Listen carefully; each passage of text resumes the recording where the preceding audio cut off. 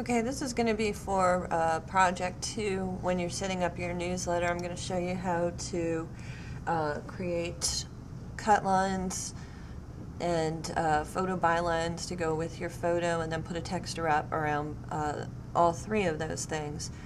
So we're just going to open up InDesign, and once that's open, I'm just going to start a new document.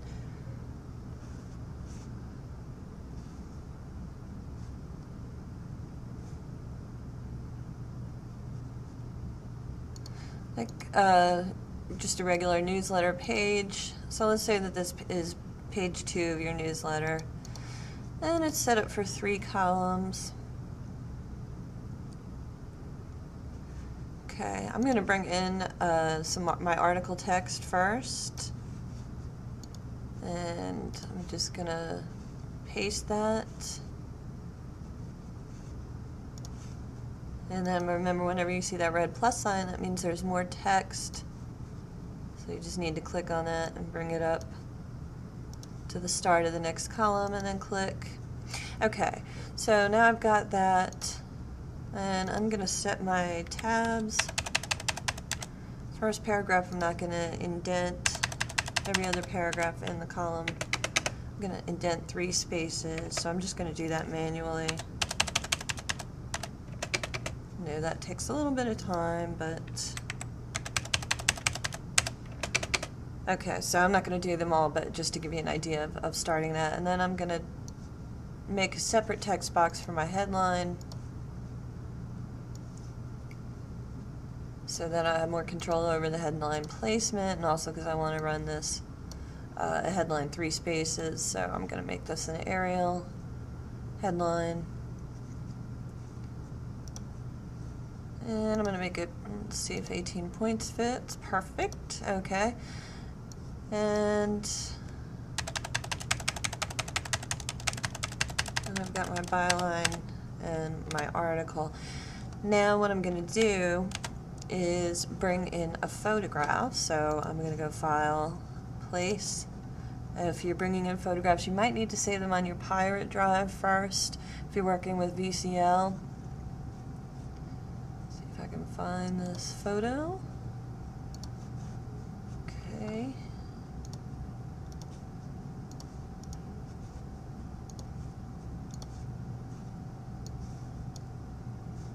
Oh, that's apparently not it.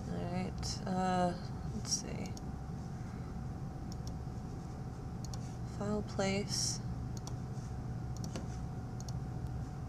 Okay, there's our photo.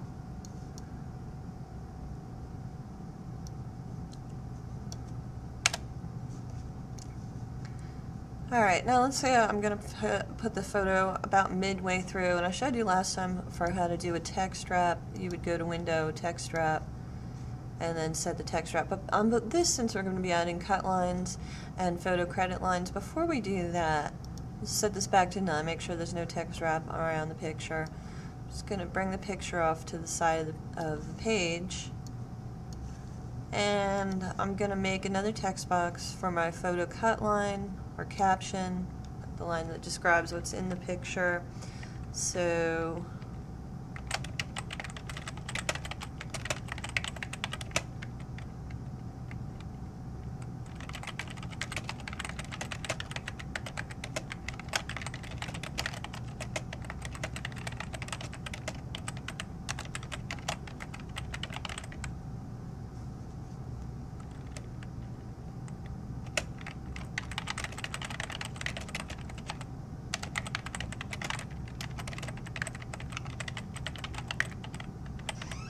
okay, so there's my photo cut line. I'm just going to move that up a little bit closer to the picture, not too close.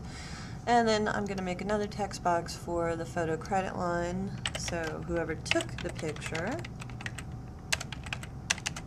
And I'm going to set all of my photo credit lines to 10-point Arial. So Arial regular. And then if we go to Object, Transform, we rotate this 90 degrees. And by the way, you'll notice that it looks like just a little block of text right now because the text is real small, but if you zoom in on that, you'll be able to read it again. So it is there. Okay, so I'm just going to move this again a little bit. I've got my photograph, my photo credit line, and the photo cut line. Now I'm going to, with the pointer tool up at the top selected, I'm going to go around these 3 different objects. And then you notice that selects all of them. So now we can go to Object and Group. And what will happen is now every time we move this, all 3 objects will move at once, so we don't have to worry about moving the photo in, and moving the cut line in, and moving the photo credit line in. And the next thing I'm going to do is, now I'm going to set that text wrap with about a point of space on each side. And that's going to just automatically, and then that actually works good with the width of that picture if we place it kind of right in the middle there. I'm going to move my, just adjust the height of my columns a little bit. And of course that text wrap will keep the picture from overlapping with the text when we move stuff around. Okay, it looks like I might need to jump some of this article to the next page because obviously it's a little bit longer, taking up more space now that we've got the picture in here. I'm trying to save a little bit of space up at the top of the page for page numbers and that type of information. So let's see how this works. Okay, yeah, I'm going to have some that I'm going to need to jump to the next page. But as you can see, what we've got is a nice combination of the pictures and the text. If you go to Preview, you can just take a look at how it looks, or how it would look if it were printed off. Okay, so you'll notice that there's a nice amount of space in between the text and the picture, and then that space also helps to set off the photo credit line and the photo cut line.